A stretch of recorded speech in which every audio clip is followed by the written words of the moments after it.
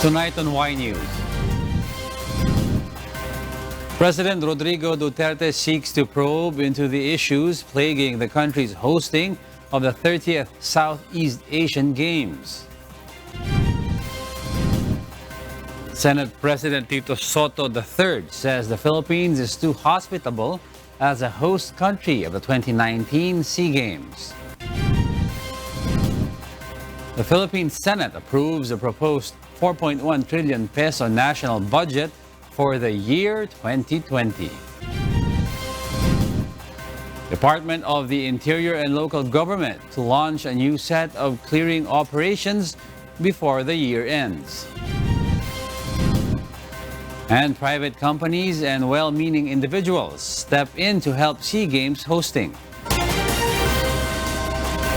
Good evening. Malacañang says President Rodrigo Duterte wants an investigation on the allegations of incompetence and corruption in the Philippines hosting of the 30th Southeast Asian Games or SEA Games. This comes 4 days before the formal opening ceremony of the biennial regional multi-sport event.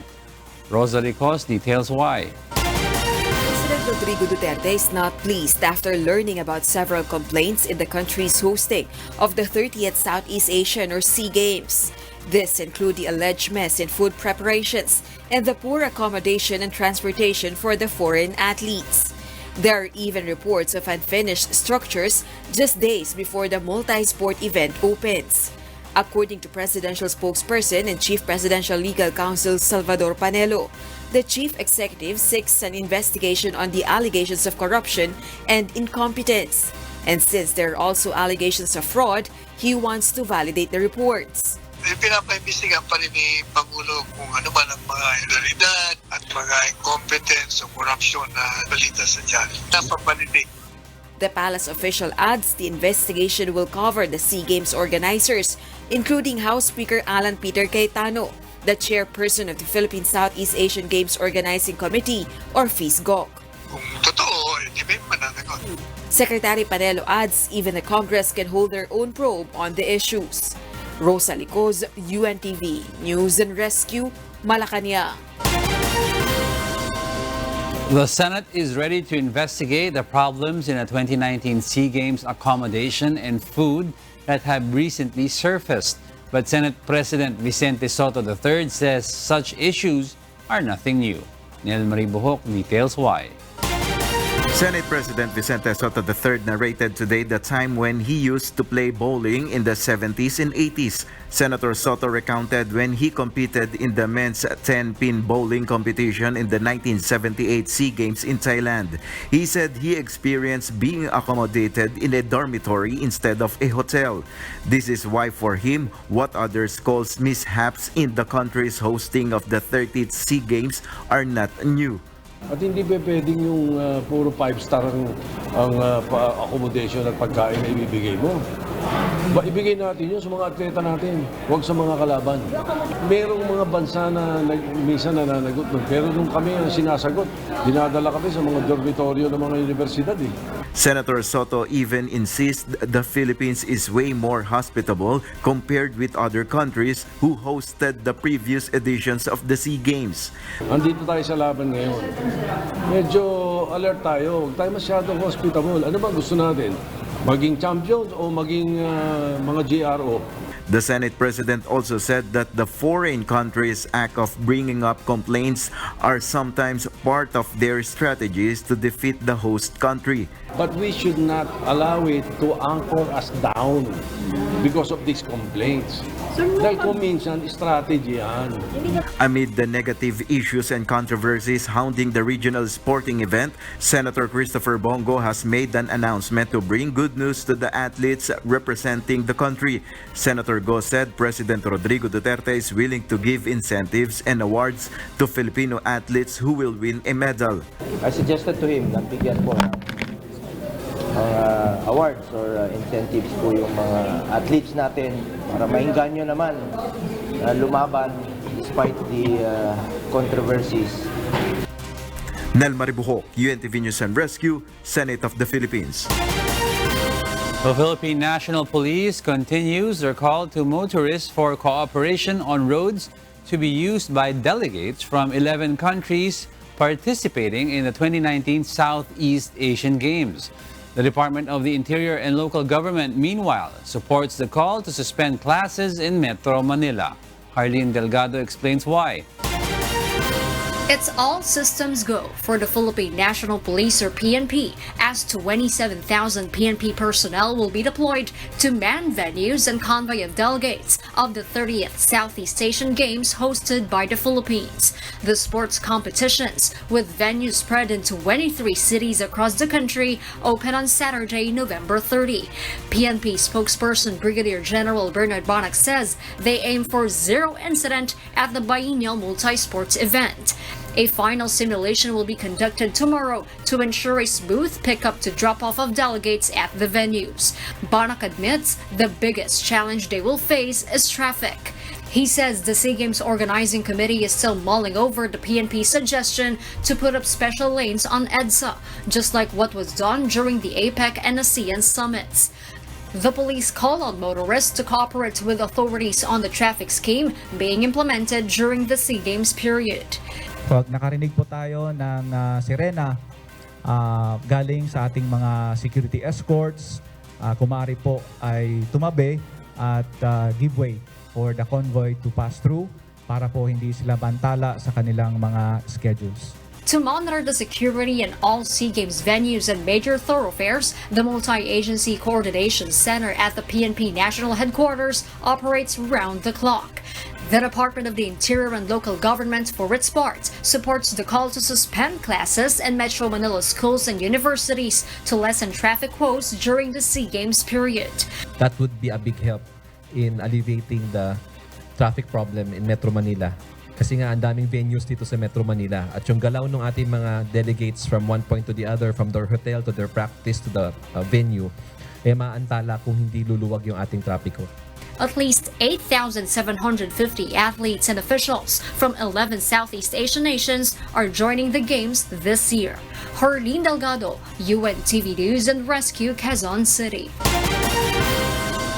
More schools in Metro Manila have announced class suspensions to give way for the country's hosting of the 2019 Southeast Asian or SEA Games. The schools that have suspended classes on December 2 to 7 are Arellano University School of Law, St. Scholastica's College, and De La Salle University, Manila. Meanwhile, St. Paul College Pasig and St. Pedro Poveda College will also suspend classes on December 2 to 6.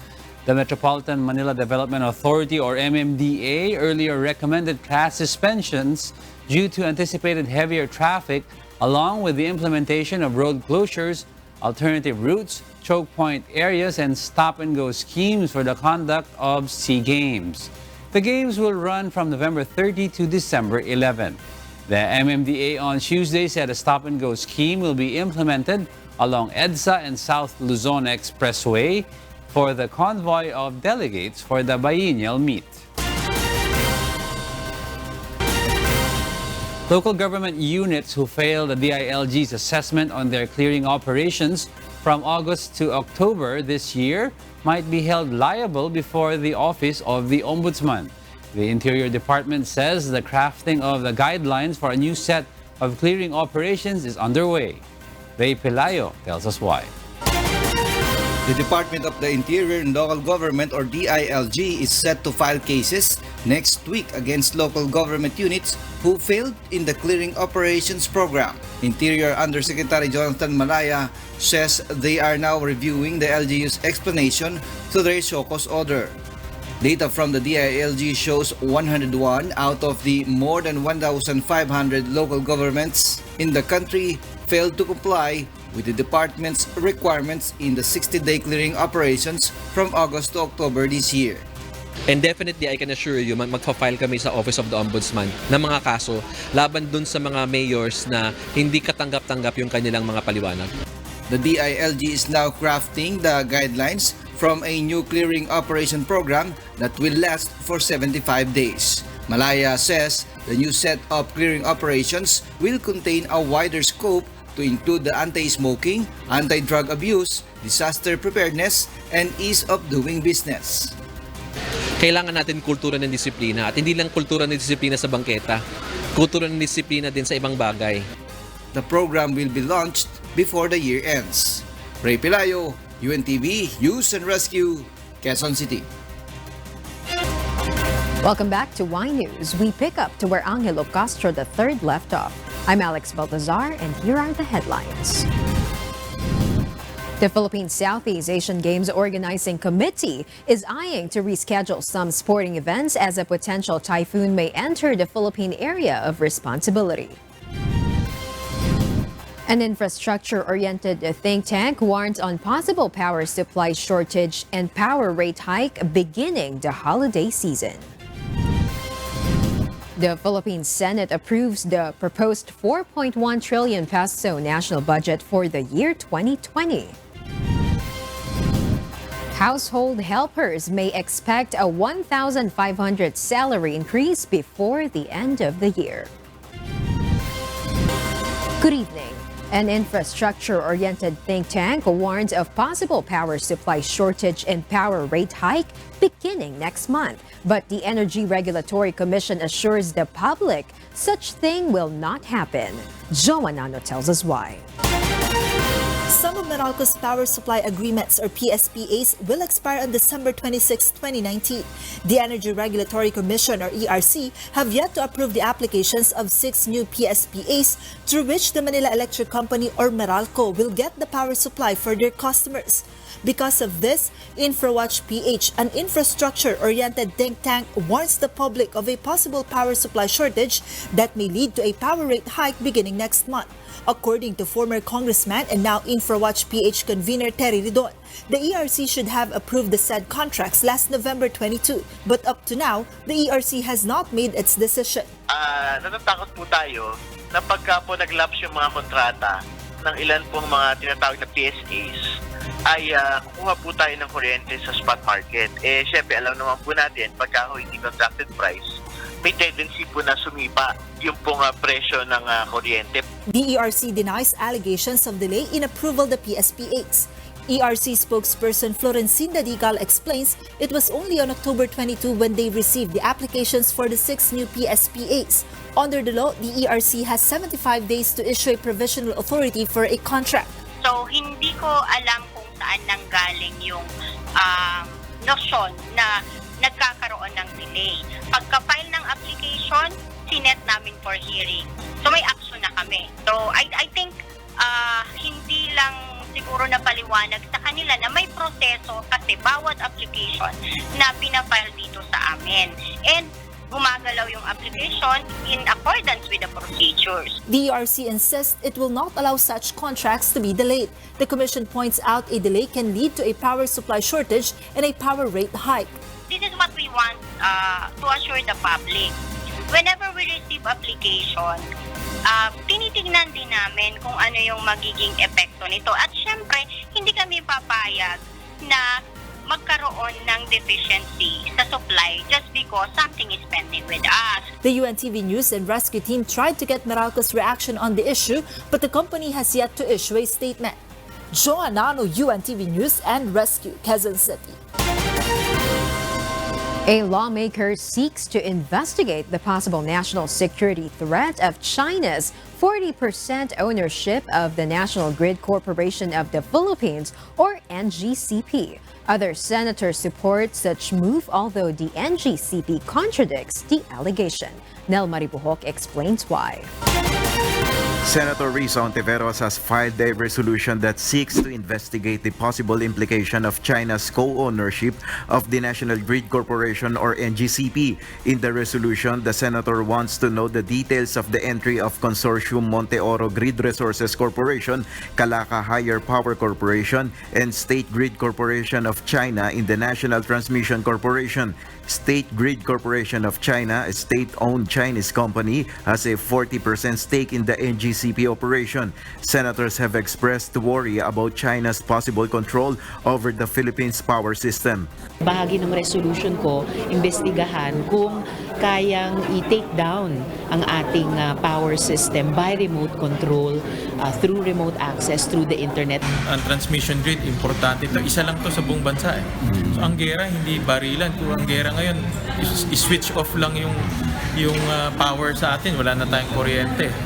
For Senator Sherwin Gatchalian, the chairperson of the Senate Committee on Energy, it is better if the Philippine government has full control of the power grid. The NGCP, on the other hand, in a statement contradicts allegations that China could shut down the country's power system.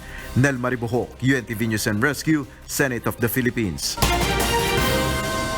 A unanimous Senate approved today the proposed 4.1 trillion national budget for 2020. The Senate voting 22-0 passed next year's fiscal plan on third and final reading right after it passed it on second reading. Since President Rodrigo Duterte certified the measure as urgent, the House of Representatives passed its version of the budget on September 20. Representatives from both chambers of Congress will now meet in a bicameral conference committee, which will thrash out in differences in the Senate and House versions of the budget.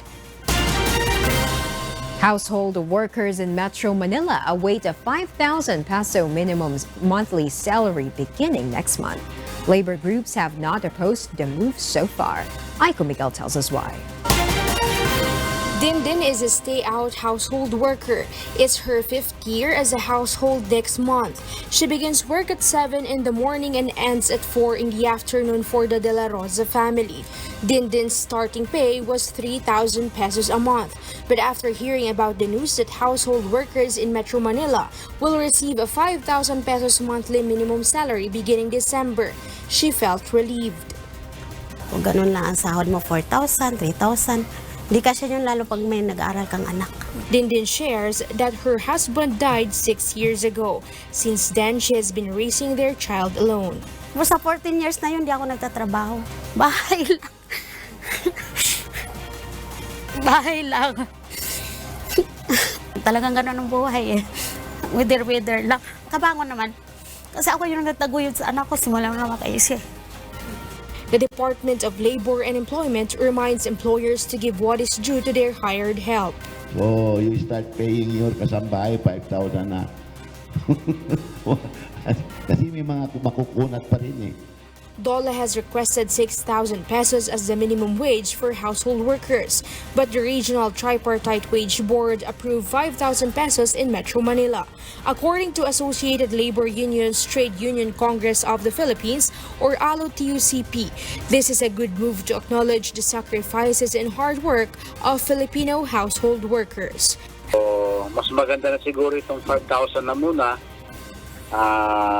Dahil so far wala namang mga kumukontra. Aiko Miguel, UNTV News and Rescue, Quezon City. Senator Panfilo Lacson seeks to make good manners and right conduct a core subject in the Philippines education system from kindergarten to grade 3. But a Filipino psychologist says values must be formed primarily at home. May Bermudez will tell us why. A bill that seeks to make good manners and right conduct, or GMRC, a core subject from kindergarten to grade 3 has been filed in Senate. Through the bill, its author, Senator Panfilo Lacson, emphasizes the value of GMRC, especially considering the effects of modern technology on the social skills of today's youth. But students from grade 1 to 10 are being taught Edukasyon sa Pagpapakatao, or ESP, under the K-12 program. ESP, just like GMRC, tackles values formation and good values. An ESP teacher shares that one of the ways to instill good values in students is paying attention to them. Ako pag nagkakating at 3 beses yan, dinadalaw ko sa bahay. Nag-home visitation ako eh. Kailangan din yun ipaalam sa magulang. Kasi alam minsan ng magulang kasi pumapasok ang anak. Ang hindi nila alam, pumapasok sa school pero wala sa classroom. But according to Filipino psychologist Dr. Camille Garcia, good values are not learned firsthand in classrooms but at home. She adds that it is not fair to blame modern technology for the attitude of today's students.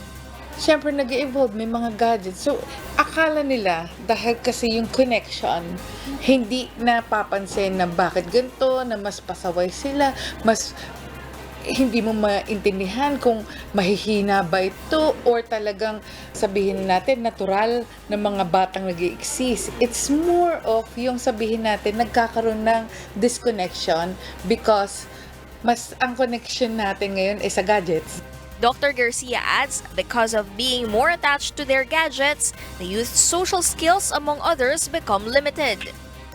Lahat naman ng tao, kahit sabihin mong adult, self-entitled sa mga ibang pagkakataon. Pero in terms of weakness, probably it's because of the fact na limited ang social skills. When you talk of mga bata ngayon, kahit yung mga nag-aaral at nasa kolehiyo, pag nakita mo yung construction ng English at saka ng mga sentences sa mga essay, parang gusto mo, ba't ganito magsulat to? Graduating na.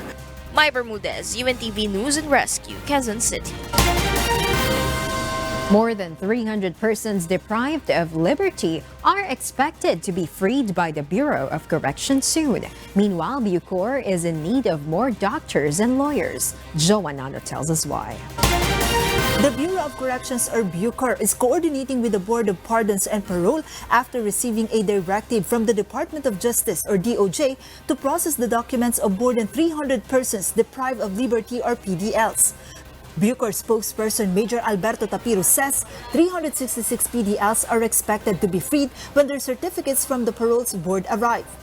Pagkikipag-ugnayan po namin ngayon sa Board of Pardons and Parole ay mas maigting po dahil nga po may directive ng DOJ na kami na pong magproproseso at yung mga dati ng na-grant ng parole ay sila yung uunahin namin. This week, Bucor is expected to free 19 Good Conduct Time Allowance or GCTA returnees. Major Tapiro adds they are in need of additional doctors in their hospital. They are also fast-tracking the procurement of medicines. Nakikita namin yung lack of medical attention kaya naghahanap po kami ng doktor na pwedeng magtrabaho dito. Last month, 7 inmates in the New Bilibid prison died from various illnesses. The Bucor spokesperson adds they are also in need of more lawyers. Joan Nano, UNTV News and Rescue. The Philippines, Indonesia, and Malaysia's 7th trilateral port visit and maritime training activity began today. For the Philippine Navy, such maritime exercises are essential for the security and defense, especially at the Philippines' southern border. Dante Amento tells us why. It's important to secure the vast maritime waters within the Philippines' territory.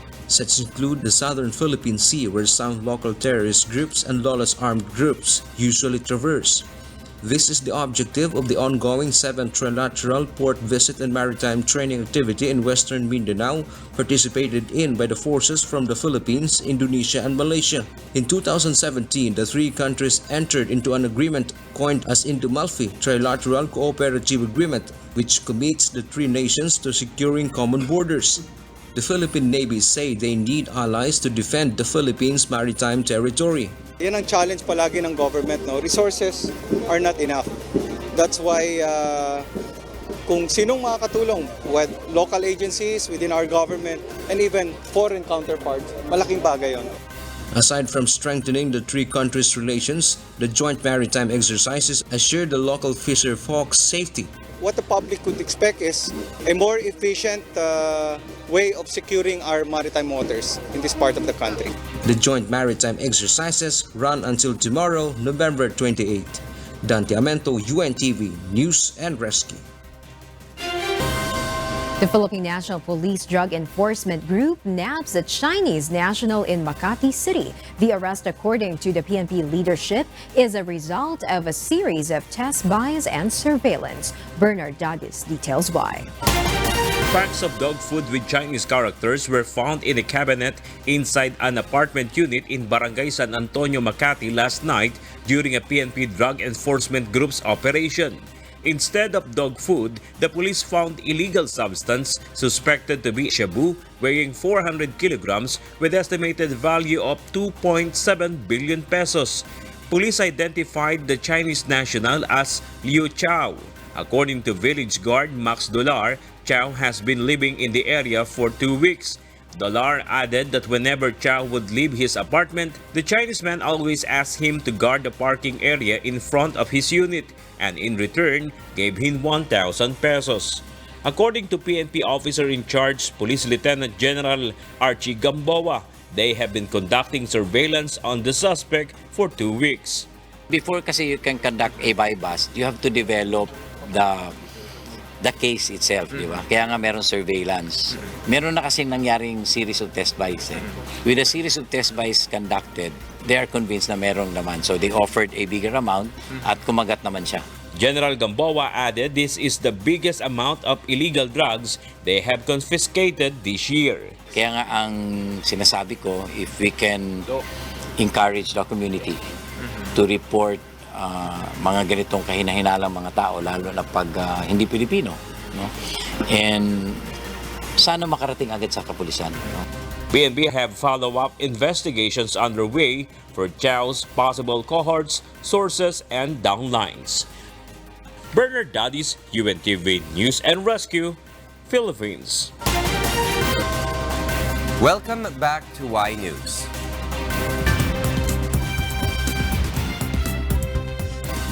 And for the news abroad, here's Kath Dumaraos reporting live from Bangkok, Thailand. Kath, good evening.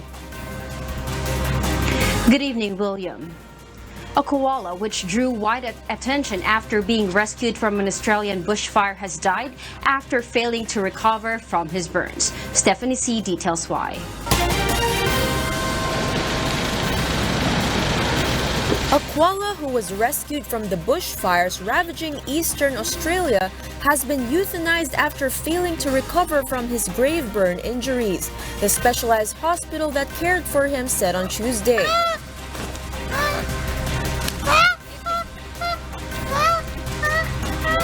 The marsupial, who had been named Ellenborough Lewis, had sustained serious burns to his hands, feet, arms, and the inside of his legs and was receiving substantial pain relief, according to the Koala Hospital in the coastal town of Port Macquarie, New South Wales, located some 400 kilometers to the north of Sydney. The statement stressed that the burns had worsened and would not have gotten better. Lewis had become a viral hit on social media after a video showing a woman saving him from the flames in one of the blazes that are devastating the countryside in the states of Queensland was extensively shared around the world. His rescuer, Tony Doherty, could be seen in the footage using her shirt wrapping up the wounded animal and pouring water on his sizzling skin as Lewis screeched in pain.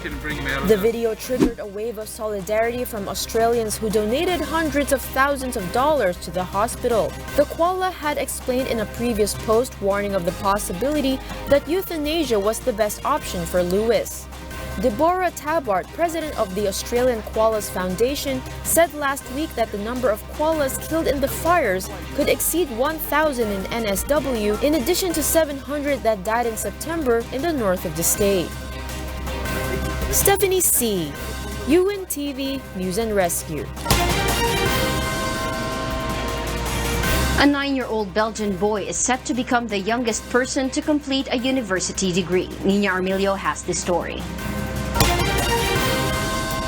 He might look like an ordinary 9-year-old boy, but Laurent Simmons will become the youngest person to earn a university degree. Hobbies are playing with my friends, and also gaming, and also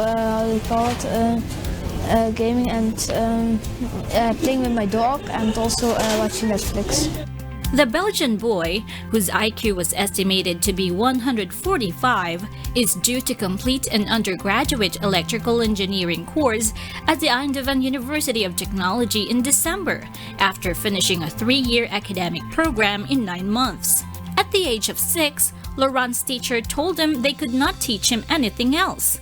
His mother, Lydia Simmons, said her prodigy son does not follow a common curriculum but studies at his own pace. She added that if he doesn't want to take an exam on the day he planned, he can postpone it. I think it's in a way it's always difficult because it's something you never experienced before and something no one has ever experienced before. On Monday, I go for the introduction to the course. Then on Tuesday, I'm doing the labs of the course. On Wednesday, I'm doing, that's my study day. And on Thursday, that's my question hour. and on Friday it's my exam. Laurent is not working on his final degree project and plans to start a PhD after finishing university. He will not be the first child to complete such a feat. Michael Kearney graduated from the University of South Alabama in the United States at the age of 10 in 1994 and earned himself a Guinness World Record for the youngest university graduate. Nina Armilio, UNTV News and Rescue. A powerful snowstorm swept across the USA, threatening travel plans for many people hoping to fly or drive to Thanksgiving feast this week. Meanwhile, at least 23 people have been killed. Several more are missing after an earthquake struck Albania. This report details why. In Europe, rescuers are searching the rubble of buildings into the night in Albania, where a strong earthquake killed at least 23 people and injured 600 on Tuesday. The 6.4 magnitude tremor struck 34 kilometers northwest of the capital, Tirana. Most of the deaths occurred in the coastal city of Durrës and the town of Thumain, close to the epicenter. Tents have been set up for those left homeless by the disaster. Prime Minister Edi Rama promised that rescuers would continue to search patiently and thoroughly to the end. The government has declared Wednesday a day of mourning. In the USA, a powerful snowstorm has paralyzed parts of Colorado, Utah, Wyoming, and Nebraska, where schools, public institutions, and highways are closed down. The storm also threatens to leave millions of people immobilized who had planned a trip to celebrate Thanksgiving Day with their families. The hardest hit up to now has been in Colorado, where Denver International Airport had some 475 flights in the early hours of Tuesday.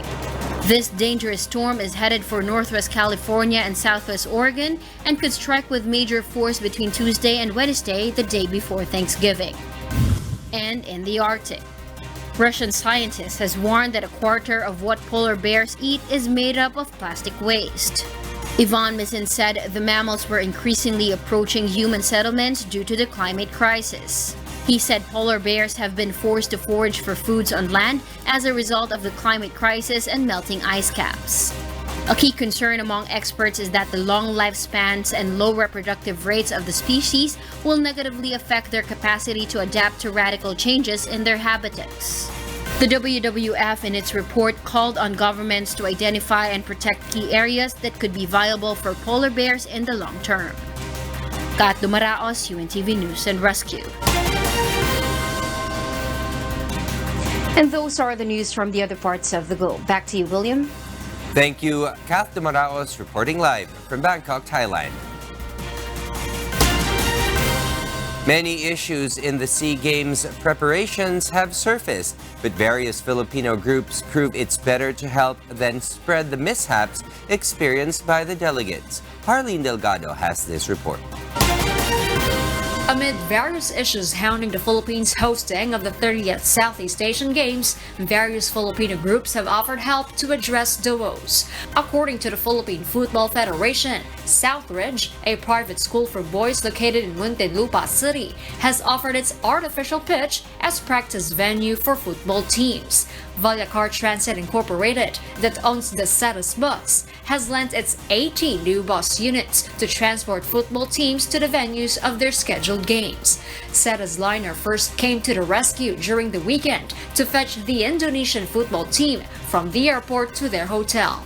After reports of food problems, a hotel in Manila City where Singaporean athletes are housed is now serving buffet to the foreign delegates. This comes days after a Singaporean chef wrote to the Philippine Southeast Asian Games Organizing Committee or FISGOC about their issue on the food served to the Singapore team.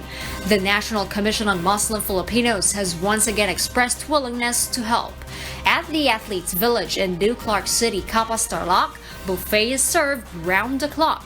A Facebook post of Chef Josephine Concepcion shows a wide range of foods, including Asian and Western cuisines, are being offered to delegates. Desserts are also available. The Philippine government, meanwhile, continues its call to set aside controversies and issues and instead support the Filipino athletes and the country's hosting of the 2019 SEA Games. Harleen Delgado, UNTV News and Rescue, Quezon City.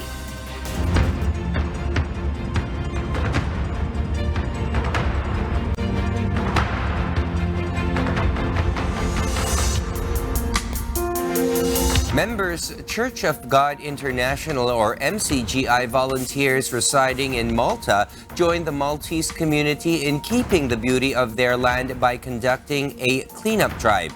The activity focused on the coastlines and parks. The event is in line with the celebration of the 39th anniversary of the multi-award-winning religious program Ang Dating Daan or the Old Path.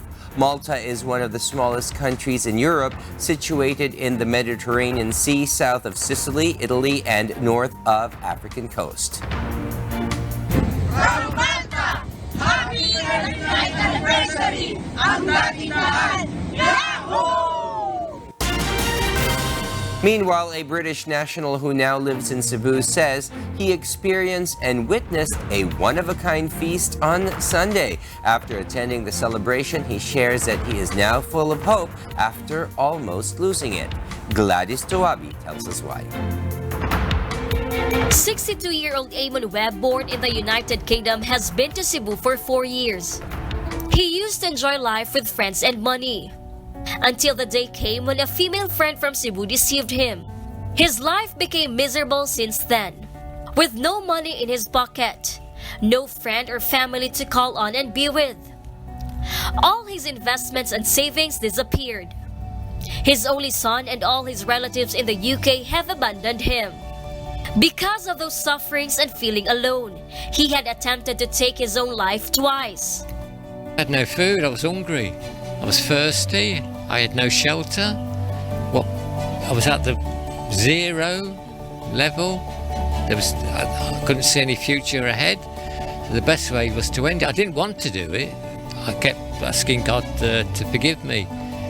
But one day, Eamon met a Cebuano who made friends with him. He is Marcelo Onco, a brother in Members Church of God International or MCGI. He seemed depressed, as if losing hope. I kept on encouraging him that there is God whom we can depend on. And on Sunday, when MCGI celebrated their second feast dedicated to God and the 39th anniversary of the longest-running religious program in the Philippines, the Old Path, it's as if Eamon saw a light at the end of the tunnel.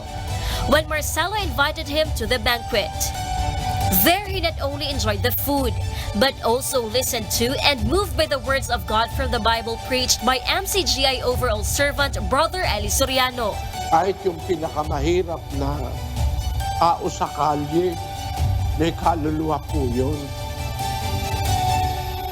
Meron po yung damdamin, nasasaktan, nagugutom. Kahit gaano kahirap ang tao, mahalaga po sa Diyos yan.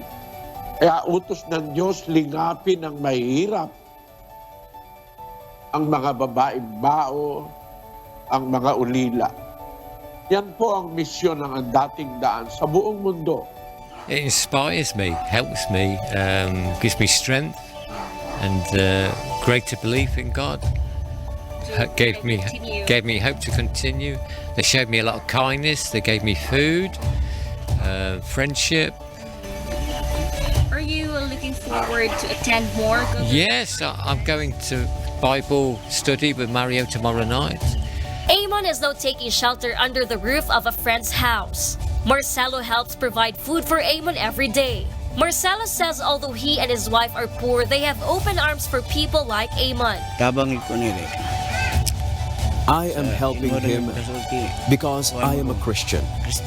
I thought that maybe through this deed of helping other people, God will bestow mercy on me. Eamon says that with God's help, he will continue listening to the words of God written in the Holy Scriptures, which have given him hope after a downhill. Gladys Tawabi, UNTV News and Rescue, Marigondon, Cebu.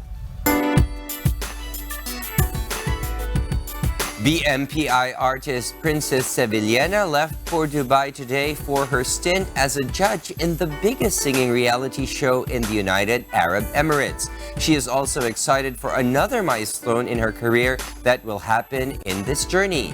Mirasol Abogadil tells us why. A series of firsts and a few milestones. All these are in store for BMPI artist Princess Sevillana in her Dubai journey this month. Aside from being a performer and judge in the grand finals of the second season of United Arab Emirates' biggest singing reality show dubbed as The One, the Wishcovery Season 1 Grand Champion will hold her first ever mini solo concert, and in a foreign country at that. She says her supporters can expect a special repertoire. Lahat ng meaningful and very close to my heart na song talaga. Kaya kinakabahan ako, pero very excited ako na, alam niyo po yun, i-share ko and ma-inspire ko yung mga taong nasa Dubai especially na makita nila yung naging journey ni Princess. Nung nagpa-practice po ako, inaalala ko, itong song na to, kinanta ko to nung naiiyak na ako. The young artist, who flew to the UAE today, said although she is excited to experience Dubai once again, she is also a little bit apprehensive as this is her first time to fly to a foreign country alone. Sobrang medyo nalulungkot din ako kasi dalawang Dubai namin kasama ko yung Wishful. So ngayon mag-isa lang ako. Ang dami naming memories, but sobrang grateful po ako sa napakalaking blessing na to. Bago matapos ang 2019, binigyan ako ng malaking blessing ni Lord. Princess mini solo concert will be held on the 2nd of December at the Al Noor Training Center. For other details and ticket sales, just visit La Verdad Events Management's social media accounts. Check out Princess' social media accounts too for updates on her Dubai trip. Sana po, abangan niyo po ako sa Dubai. Simula po tomorrow, November 28 and hanggang December 2 po sa mga shows ko doon. And you can follow me and you can be updated po sa aking social media accounts, Princess Sevillana, sa Facebook, sa Instagram. And ayun po, sana supportan din nila yung YouTube channel ko, Princess Sevillana Official. Mirasol Abogadil, UNTV, News and Rescue. A few sports events may be rescheduled should the brewing storm hit the Philippines over the weekend as the preliminary round of various sports continue. Meanwhile, the Philippine Sea Games Organizing Committee says it is already addressing the problems that have been trending on social media. Vincent Arboleda will tell us why. A storm with international name Kamuri threatens to affect the 2019 Southeast Asian Games held in the Philippines. According to the Philippine Atmospheric, Geophysical and Astronomical Services Administration, or PAG-ASA, the brewing storm may intensify and enter the Philippine area of responsibility by Sunday, December 1. But according to Philippine Olympic Committee President Congressman Abraham Tolentino, the delegates need not worry as this has already been expected by organizing committee. Hopefully, dumaan lang ng mahina or what, umakyat na hindi man maapektuhan yung mga venues. Definitely meron yung interruption ng konti sa schedule. Philippine Sea Games Organizing Committee Chief Operations Officer Ramon Zuzara adds, contingency plans have already been set in place for all sporting events. Zuzara says some outdoor sports events may be rescheduled depending on the strength and effect of the storm, but adds there will be no extension beyond December 11. For each sport, we have a contingency plan. Lahat ng competition manager natin are ready, the venue manager, and the technical delegate. In cases na walang extension yan. Visgok notes that they have also set up a main operations center at the New Clark City together with PAG-ASA, PNP, MMDA, and other government agencies to monitor the venues and the welfare of the delegates. Meanwhile, Visgok says the SEA Games rules that have been trending on social media these past few days are already being addressed. Help from private companies and individuals has also poured in to augment services. We tackled all the issues of the complaints, the requests, and the problems of the chef mission, and we have resolved everything. Around 4,000 delegates from several participating countries are expected to arrive tomorrow, though heavy traffic is expected in Metro Manila. Visgok is hopeful with the help of the PNP and the MMDA, it won't be much of a problem to transport the foreign delegations to their respective hotels. Vincent Arboleda, UNTV News and Rescue, Pasay City. And those are the reasons behind the news this November 27, 2019. On behalf of Alex Baltazar and Angelo Castro III, I am William Theo, and before we close, we will recap with today's significant sound bites. Because we need to know, we will always ask why. Good evening. At hindi pwedeng yung puro 5-star ang accommodation at pagkain na ibibigay mo. Ibigay natin yun sa mga atleta natin, huwag sa mga kalaban. Andito tayo sa laban ngayon. Medyo alert tayo, huwag tayo masyadong hospitable. Ano ba gusto natin? Maging champions o maging mga GRO? Pinapaimbestigan pa rin ni Pangulo kung ano ba ang mga ilegalidad at mga incompetence o korupsyon na balita sa dyan. Napapaninig. Ang transmission grid, importante ito. Isa lang to sa buong bansa. So ang gera, hindi barilan. Kung ang gera ngayon, switch off lang yung power sa atin. Wala na tayong kuryente. With a series of test buys conducted, they are convinced na merong laman. So they offered a bigger amount at kumagat naman siya.